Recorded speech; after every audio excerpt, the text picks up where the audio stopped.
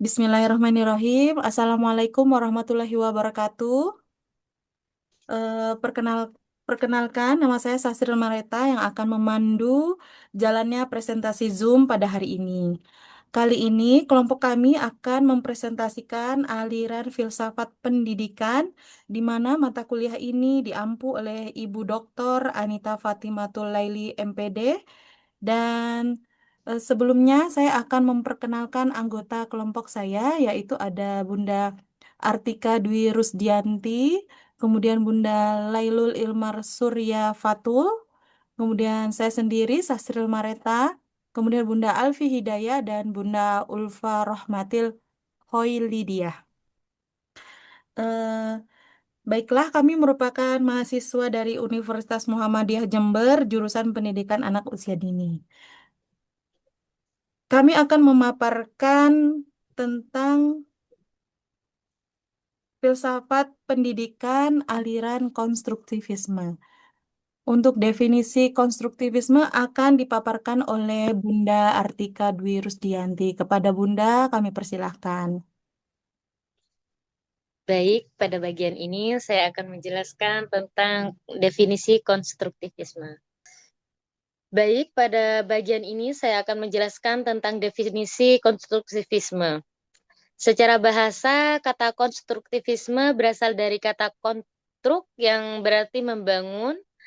Jadi, secara sederhana, konstruktivisme dapat dipahami sebagai teori belajar yang menekankan bahwa pengetahuan dibangun oleh peserta didik itu sendiri, bukan diberikan secara langsung oleh guru. Dalam teori ini, proses belajar dianggap sebagai kegiatan aktif, di mana siswa berusaha memahami dan menafsirkan dan mengaitkan informasi baru dengan pengalaman yang sudah mereka miliki sebelumnya. Artinya, belajar bukan sekadar menerima atau menghafal, tetapi membangun makna dari pengalaman. Sebagai perumpamaannya, kita bisa bayangkan bahwa belajar itu seperti pohon. Guru menyediakan tanah, air, cahaya yang artinya memberi bimbingan, arahan, dan dukungan. Namun, yang membuat pohon itu tumbuh adalah usaha dan proses dari siswa itu sendiri. Setiap siswa bisa tumbuh dengan cara yang berbeda-beda, tergantung pada pengalaman dan lingkungannya. Karena itu, dalam konstruktivisme, guru berperan sebagai fasilitator, bukan satu-satunya sumber pengetahuan. Guru hanya membantu siswa menemukan dan membangun pemahamannya sendiri agar pembelajaran menjadi lebih bermakna dan tahan lama. Sekian. Selanjutnya, monggo. Terima kasih kepada Bunda Artika yang sudah memaparkan tentang definisi konstruktivisme. Selanjutnya, kami beralih ke prinsip konstruktivisme yang akan dijelaskan oleh saya sendiri, yaitu saya mengambil dari teori Tomei Fosnot pada bukunya Constructivism, Teori Perspektif and Practice. Di sana, Fosnot menjelaskan tentang 4 prinsip pembelajaran konstruktivisme, yaitu yang pertama, belajar tergantung pada apa yang sudah diketahui oleh individu. Dalam konstruktivisme, setiap peserta didik sudah memiliki pengetahuan awal atau prior knowledge berupa pengalaman, konsep, dan skema mental yang terbentuk dari kehidupannya sehari-hari. Ketika belajar hal baru, otak tidak langsung menerima informasi begitu saja, tetapi menghubungkannya dengan apa yang sudah ada di dalam pikirannya. Yang kedua, Polsnot menjelaskan bahwa individu beradaptasi untuk menyesuaikan ide-ide lama sehingga terbentuk ide-ide baru atau dinamakan proses asimilasi atau memasukkan ide atau pemahaman lama dan mengakomodasi, yaitu merubah atau merevisi informasi tersebut.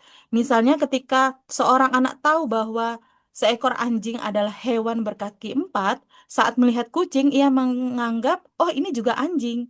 Ia masih memakai konsep lama tentang hewan berkaki 4. Nah, tapi kemudian anak ini menyadari anjing dan kucing itu berbeda. Ia memperbaiki konsep hewan berkaki 4 menjadi lebih spesifik. Ada anjing, ada kucing, meskipun sama-sama berkaki 4. Kemudian selanjutnya yaitu Fosnote menjelaskan bahwa belajar melibatkan penemuan ide daripada secara mekanisme mengumpulkan serangkaian fakta. Jadi, dalam konstruktivisme ini, belajar bukan sekedar menghafal informasi, rumus, atau fakta. Sebaliknya, peserta didik harus menemukan makna, membangun pemahaman, mencari hubungan antar konsep, dan menemukan pola prinsip dan ide-ide besar. Dan yang terakhir, eh, menurut Fosnote, pembelajaran bermakna terjadi ketika kita mempertimbangkan kembali ide-ide lama dan mencapai kesimpulan baru dengan ide-ide yang baru yang bertentangan dengan ide-ide yang kita miliki sebelumnya. Sehingga ketika ada pengetahuan baru yang bertentangan dengan pengetahuan lama, otak mengalami kondisi yang disebut konflik kognitif. Sehingga siswa bisa mengevaluasi, membandingkan, dan menyusun pemahaman baru yang lebih akurat. Mungkin itu dari saya tentang prinsip konstruktivisme. Selanjutnya yaitu peran guru dan peran siswa yang akan dipaparkan oleh Bunda Lailul Irma. Kepada Bunda dipersilahkan. Baik, terima kasih untuk waktu dan tempatnya. Yang selanjutnya yaitu saya akan menjelaskan tentang peran guru, di mana peran guru itu adalah menjadi fasilitator pembelajaran. Yang pertama yaitu menciptakan lingkungan belajar yang menantang. Yang dimaksud dengan itu adalah guru merancang situasi, masalah atau proyek yang memicu rasa ingin tahu, mendorong pemikiran tingkat tinggi, dan membuat siswa terdorong untuk memecahkan masalah atau membangun pemahaman baru. Selanjutnya yaitu menyediakan sumber daya dan kesempatan eksplorasi. Guru menawarkan beragam materi, antara lain yaitu buku, teknologi, alat, dan lain sebagainya, dan memberikan waktu serta kebebasan terstruktur agar siswa dapat menyelidiki, mencoba, dan menemukan konsep sendiri. Selanjutnya yaitu melakukan scaffolding, di mana guru memberikan dukungan sementara yang disesuaikan dengan kebutuhan siswa, bantuan, petunjuk, atau contoh, agar siswa dapat menyelesaikan tugas yang awalnya terlalu sulit menjadi tertarik dan seiring meningkatnya kemandirian siswa. Selanjutnya yaitu mendorong diskusi dan ekspresi gagasan eksplisit, di mana guru memfasilitasi dialog antar siswa dan guru atau guru dan siswa yang memungkinkan siswa mengutarakan ide mereka secara jelas, mempertahankan argumen dan mendengarkan perspektif lain untuk memperkuat atau memodifikasi pengetahuannya. Selanjutnya yaitu peran siswa. Peran siswa adalah membangun pengetahuan yang aktif, di mana satu, aktif mencari dan membentuk pengetahuan. Siswa tidak hanya menerima informasi, tetapi secara proaktif terlibat dalam proses kognitif untuk menganalisis. Selanjutnya yaitu bertanggung jawab atas proses belajarnya sendiri. Siswa mengambil inisiatif dalam menentukan tujuan, memantau kemajuan, mengatur waktu, dan memilih strategi efektif untuk belajar. Selanjutnya itu mengajukan pertanyaan dan menguji hipotesis. Siswa didorong untuk bertanya tentang mengapa, bagaimana, serta merumuskan dugaan atau solusi sementara. Dan melakukan percobaan atau penelitian untuk memvalidasi atau menyanggah dugaan tersebut. Selanjutnya itu merefleksikan pengalaman dan pemahamannya.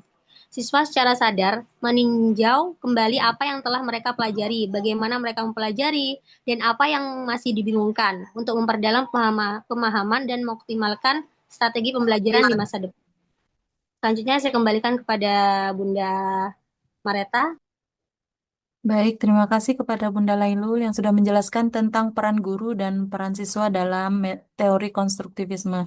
Selanjutnya yaitu penjelasan tentang implementasi pembelajaran yang akan dipaparkan oleh Bunda Ulfa Rohmatil. Kepada Bunda dipersilahkan. Terima kasih Bunda, saya akan menjelaskan tentang implementasi pembelajaran. Implementasi pembelajaran ini adalah pembelajaran dapat diartikan sebagai proses penerapan rencana pembelajaran yang telah dirancang untuk mencapai tujuan pembelajaran. Implementasi pembelajaran melibatkan berbagai aspek seperti penyampaian materi. Nah, penyampaian materi ini ditujukan guru untuk siswa atau peserta didik kita. Dan penyampaian ini kita memberikan kepada anak didik kita secara baik secara dipahami untuk siswa. Dan selanjutnya penggunaan metode media pembelajaran. Metode dan media pembelajaran ini eh, metode pembelajaran dan media pembelajaran ini disediakan dari sekolah, dari guru untuk peserta didik atau siswa. Selanjutnya evaluasi belajar. Evaluasi belajar ini diharuskan dilakukan secara berkelanjutan untuk memantau kemajuan siswa atau peserta didik. Dan yang terakhir, pengelolaan kelas dan lingkungan belajar. Pengelolaan kelas di lingkungan belajar, kita sebagai guru mengelola kelas agar kita membuat siswa atau peserta didik nyaman saat belajar. Dan lingkungan kelas, jikalau teman-teman atau siswa bertengkar, jadi kita bagaimana memahami atau mengarahkan ke anak-anak agar bagaimana kelas ini menjadi nyaman dan sehat pastinya. Terima kasih, Bunda. Baik, terima kasih kepada Bunda Ulfa. Selanjutnya yaitu kelebihan dan tantangan aliran konstruktivisme akan dijelaskan oleh Bunda Alfi Hidayah. Kepada Bunda dipersilahkan. Baik, terima kasih waktunya Bunda. Di sini saya akan menjelaskan tentang kelebihan dan tantangan teori konstruktivisme. Pertama, mendorong pembelajaran aktif, yakni peserta didik tidak hanya menerima informasi, tetapi membangun pengetahuan sendiri melalui pengalaman dan refleksi. Kedua, mengembangkan keterampilan berpikir kritis dan kreatif. Anak didorong untuk menganalisis dan memecahkan masalah. Yang ketiga, meningkatkan pemahaman mendalam. Pengetahuan yang diperoleh tidak bersifat hafalan, tetapi benar-benar dalam konteks nyata.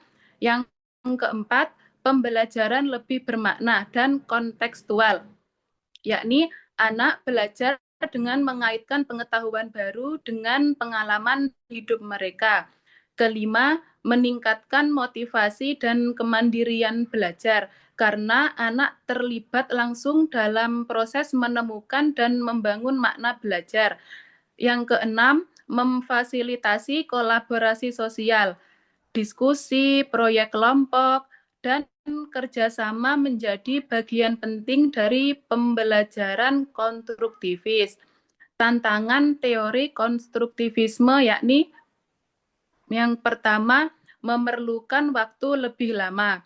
Proses menemukan dan membangun pengetahuan butuh eksplorasi, diskusi, dan refleksi mendalam. Kedua, menuntut kesiapan guru dan siswa. Guru harus aktif sebagai fasilitator, bukan hanya pemberi informasi, dan siswa perlu terbiasa aktif. Ketiga, sulit diterapkan pada kelas besar karena membutuhkan perhatian individual dan aktivitas kelompok kecil yang terpantau.